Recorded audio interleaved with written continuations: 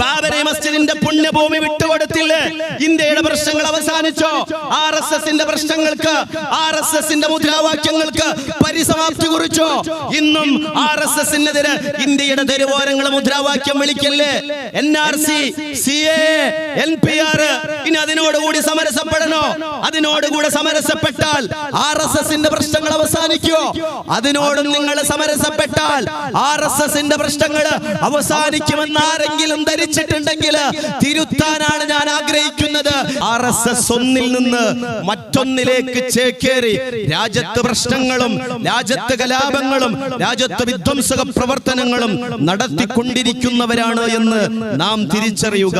രാജ്യത്ത് നടന്ന മുഴുവൻ കലാപങ്ങളും എവിടെ കലാപം നടന്നിട്ടുണ്ടോ ആ കലാപം നടന്ന പരിസര പ്രദേശത്തെ മുസ്ലിം ചെറുപ്പക്കാരെ കൽത്തുറങ്കിലേക്കാക്കി ഇന്ത്യ രാജ്യത്ത് കാലങ്ങളോളം ഒരു വിശ്വാസിയുടെ സംഘടിതമായ പ്രവർത്തനത്തെ വേട്ടയാടാൻ വേണ്ടി ഉപയോഗിക്കുന്ന ചില പദപ്രയോഗങ്ങൾ, ലഷ്കർ എ ത്വയ്ബ, താലിബാനിസം എന്നൊക്കെ പറഞ്ഞ് എവിടെയൊക്കെ കലാപം നടക്കുന്നുണ്ടോ പരിസര പ്രദേശത്തെ മുസ്ലിം ചെറുപ്പക്കാരെ കൽത്തുറങ്കിലടക്കുമ്പോ വളരെ കൃത്യമായി സുതാര്യമായി അന്വേഷണം നടത്തിക്കൊണ്ട് ഈ ജയിലറകളിൽ കിടക്കുന്ന മുസ്ലിം ചെറുപ്പക്കാരല്ല മലേഗാവിലെ ബോംബ് വെച്ചത്, മക്ക മസ്ജിദിൽ കലാപം നടത്തിയത്, അജ്മീർ ദർഗയിൽ സംജോത എക്സ്പ്രസ് അടങ്ങുന്ന കലാപങ്ങളും വിധ്വംസക പ്രവർത്തനങ്ങളും നടത്തിയത്.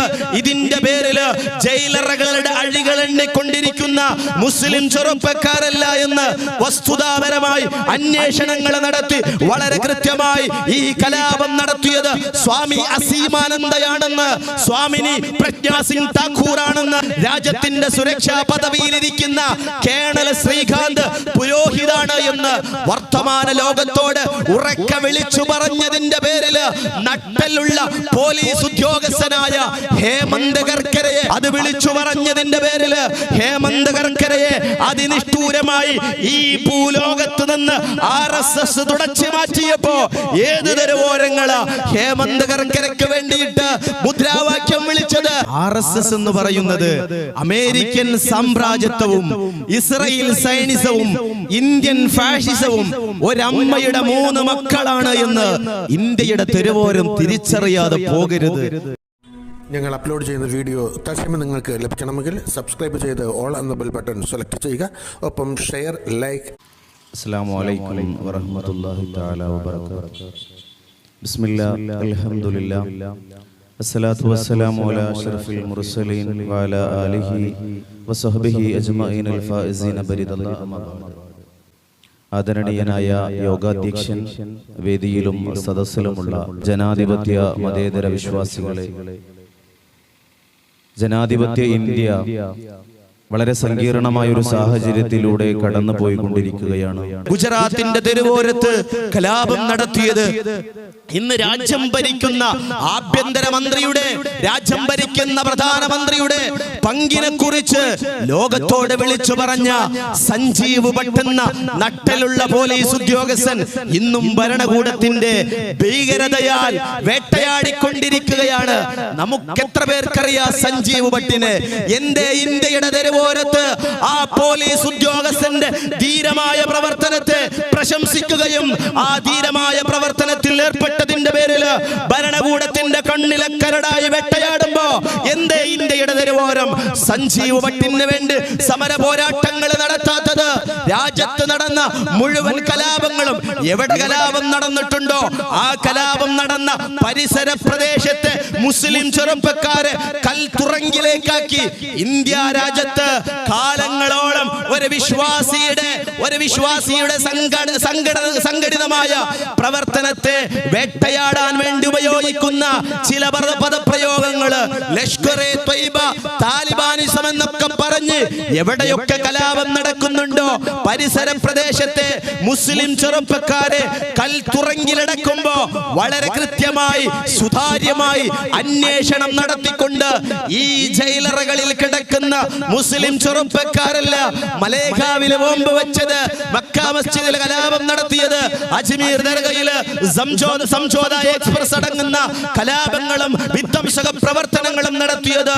ഇതിന്റെ പേരിൽ ജയിലറകളുടെ അഴികൾ എണ്ണിക്കൊണ്ടിരിക്കുന്ന മുസ്ലിം ചെറുപ്പക്കാരല്ല എന്ന് വസ്തുതാപരമായി അന്വേഷണങ്ങൾ നടത്തി വളരെ കൃത്യമായി ഈ കലാപം നടത്തിയത് സ്വാമി അസീമാനന്ദയാണെന്ന്, സ്വാമിനി പ്രജ്ഞാ സിംഗ് താക്കൂർ ആണെന്ന്, രാജ്യത്തിന്റെ സുരക്ഷാ പദവിയിലിരിക്കുന്ന കേണൽ ശ്രീകാന്ത് പുരോഹിതാണ് എന്ന് വർത്തമാന ലോകത്തോട് ഉറക്ക വിളിച്ചു പറഞ്ഞതിന്റെ പേരിൽ നട്ടലുള്ള പോലീസ് ഉദ്യോഗസ്ഥനായ ഹേമന്ത് കർക്കരയെ നിങ്ങളിൽ എത്ര പേർക്കറിയാം? അത് വിളിച്ചു പറഞ്ഞതിന്റെ പേരിൽ ഹേമന്ത് കർക്കരയെ അതിനിഷ്ഠൂരമായി ഈ ഭൂലോകത്ത് നിന്ന് RSS തുടച്ചു മാറ്റിയപ്പോ ഏത് തെരുവോരങ്ങളാ ഹേമന്ത് കർക്കരയ്ക്ക് വേണ്ടിയിട്ട് മുദ്രാവാക്യം വിളിച്ചത്?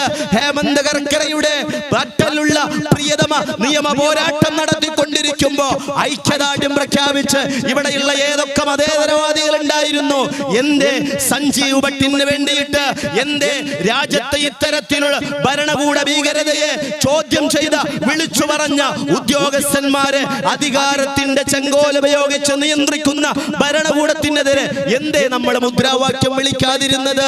നമ്മൾ ഇതൊക്കെ അറിയുമ്പോ, നമ്മൾ ഇതൊക്കെ മനസ്സിലാക്കിയിട്ടും നമ്മളെ ബാധിക്കുന്ന പ്രശ്നമല്ല. ഞാനും എന്റെ ഭാര്യയും എന്റെ കെട്ടിയോളും എന്റെ തട്ടാനും ഈ കോൺക്രീറ്റ് സൗധങ്ങളില് സുരക്ഷിതരാണ് എന്ന മിഥ്യാധാരണയില് വെച്ച് പോന്ന ഇന്നലകളിലെ അപകടകരമായ മൗനമാണ് ഇന്ന് നമ്മളെ തേടി വന്നിരിക്കുന്നത് എന്ന് നാം തിരിച്ചറിയാതെ പോകരുത്. RSS എന്ന് പറയുന്നത് അമേരിക്കൻ സാമ്രാജ്യത്വവും ഇസ്രായേൽ സൈനിസവും ഇന്ത്യൻ ഫാഷിസവും ഒരമ്മയുടെ 3 മക്കളാണ് എന്ന് ഇന്ത്യയുടെ തെരുവോരം തിരിച്ചറിയാതെ പോകരുത്. വളരെ കൃത്യമാണ്.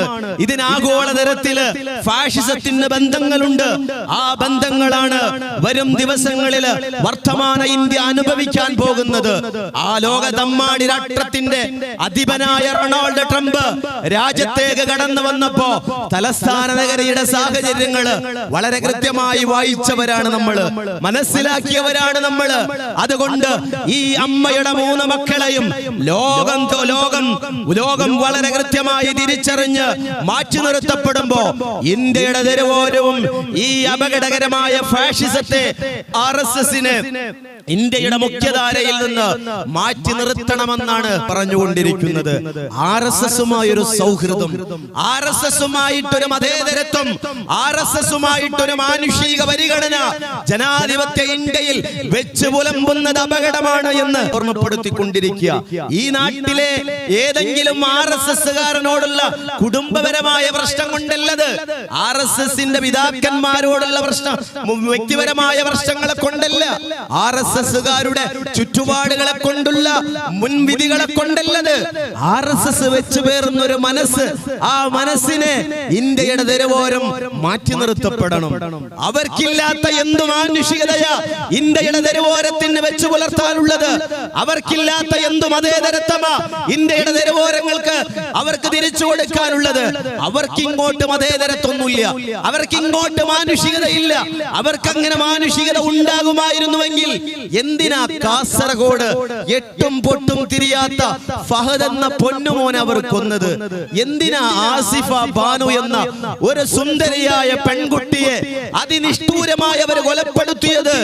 അറുങ്കൊല ചെയ്തു എന്ന് ബോധ്യമായിട്ടും, കൊല ചെയ്യപ്പെട്ടെന്ന് തീർത്തും കൊലയാളികളെ വിധി എഴുതിയിട്ടും അരിശം തീരാതെ പച്ച മനുഷ്യനെ കഴുമരത്തിൽ കെട്ടിത്തൂക്കിയ ഫോട്ടോകൾ നിങ്ങൾ കണ്ടില്ലേ?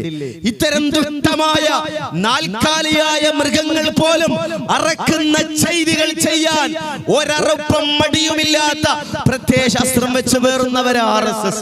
അതുകൊണ്ടാ ഞങ്ങൾ പറയുന്നത് ഈ പ്രത്യയശാസ്ത്രത്തെ ഇന്ത്യയുടെ തെരുവോരം മാറ്റി നിർത്തണമെന്ന്, ഇന്ത്യയിലെ പൊതുബോധം മാറ്റി നിർത്തണമെന്ന്. അങ്ങനെ മാറ്റി നിർത്തുന്നതില് പ്രയാസമുള്ളവര് ആ പ്രത്യയശാസ്ത്രം വലിച്ചെറിഞ്ഞ് ഈ തെരുവോരത്തെ ജനാധിപത്യ വിശ്വാസികളുടെ കൂടെ കടന്നു വരട്ടെ.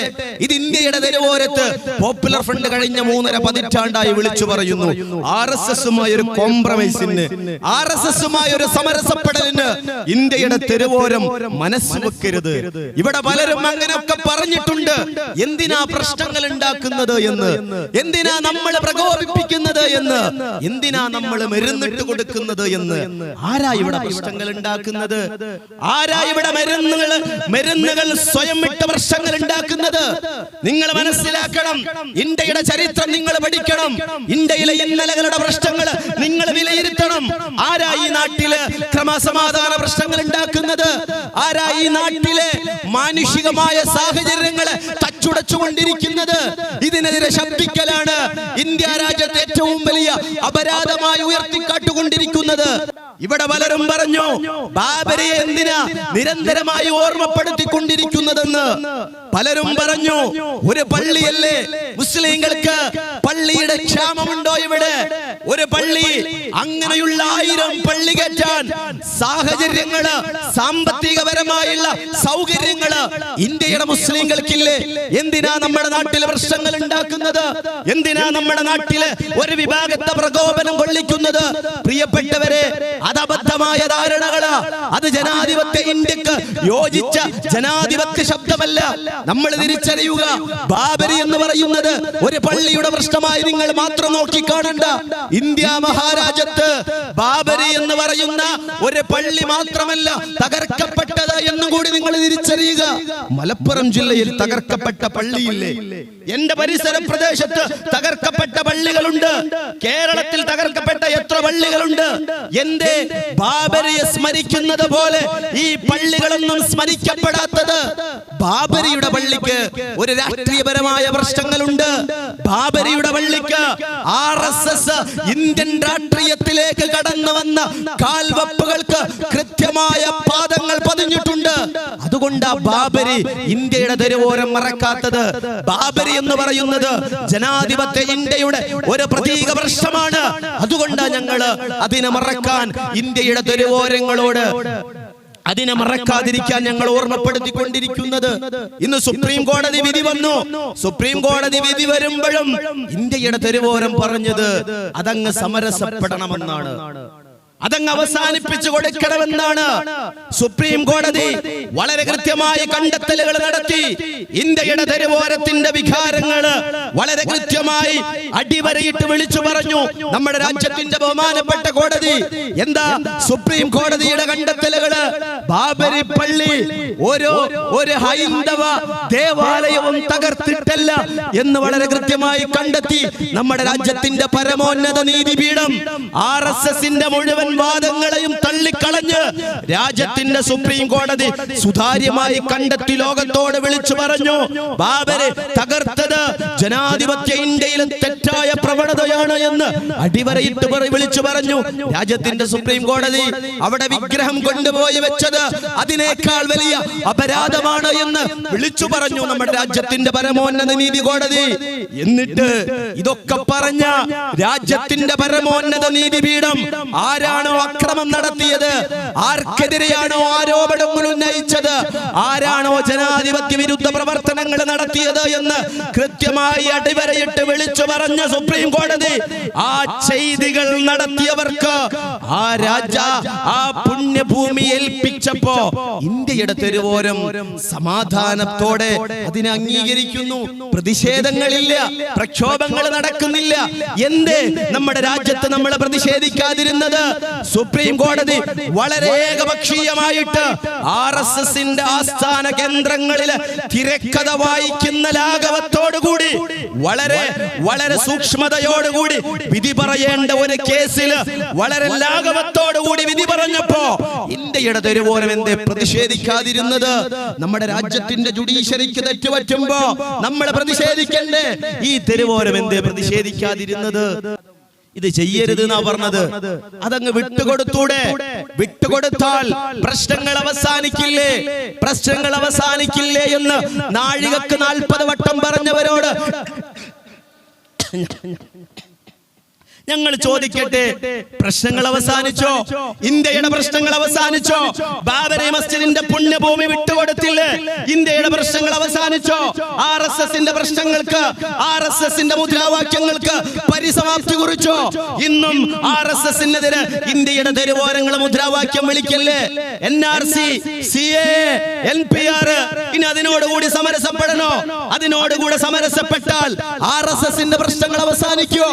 അതിനോടും നിങ്ങൾ സമരസപ്പെട്ടാൽ RSSന്റെ പ്രശ്നങ്ങൾ അവസാനിക്കുമെന്ന് ആരെങ്കിലും ധരിച്ചിട്ടുണ്ടെങ്കിൽ തിരുത്താനാണ് ഞാൻ ആഗ്രഹിക്കുന്നത്. നിങ്ങൾ NRCയുമായി സമരസപ്പെട്ടാൽ RSS വരും ഇന്ത്യ രാജ്യത്തേക്ക് ഏക സിവിൽ കോഡുമായിട്ട്. RSS ഏക സിവിൽ കോഡുമായിട്ട് ഇവിടെ വരും. നിങ്ങൾ ഏക സിവിൽ കോഡിനോട് സമരസപ്പെട്ടോ, RSS അവസാനിക്കില്ല. RSS വരും ഹിന്ദുത്വ രാജ്യവുമായിട്ട്. RSS എന്ന് പറയുന്നത് അവസാനിപ്പിക്കാനുള്ള പ്രത്യയശാസ്ത്രമല്ല. സമരസപ്പെട്ടാൽ, കീഴൊതുങ്ങിക്കൊടുത്താൽ, നട്ടെല്ല് വളച്ചു കൊടുത്താൽ അവരങ്ങ് തലോടുമെന്ന ധാരണയുള്ളവരെ ഞങ്ങൾ ഇവിടെ തിരുത്തുകയാണ്. RSS ഒന്നിൽ നിന്ന് മറ്റൊന്നിലേക്ക് ചേക്കേറി രാജ്യത്ത് പ്രശ്നങ്ങളും രാജ്യത്ത് കലാപങ്ങളും രാജ്യത്ത് വിധ്വംസക പ്രവർത്തനങ്ങളും നടത്തിക്കൊണ്ടിരിക്കുന്നവരാണ് എന്ന് നാം തിരിച്ചറിയുക. ഈ തമ്മാടികള്, ഈ തോന്നിവാസത്തരത്തിന് കൂട്ടുനിൽക്കുന്നവര് ഞങ്ങളെ തീവ്രവാദി എന്ന് വിളിക്കുന്നത്, ഞങ്ങളെ ഭീകരവാദി എന്ന് വിളിക്കുന്നത്, ഞങ്ങളെ രാജ്യദ്രോഹി എന്ന് വിളിക്കുന്നത് ഞങ്ങൾക്കുള്ള അംഗീകാരമായി കാണുന്നവരാ.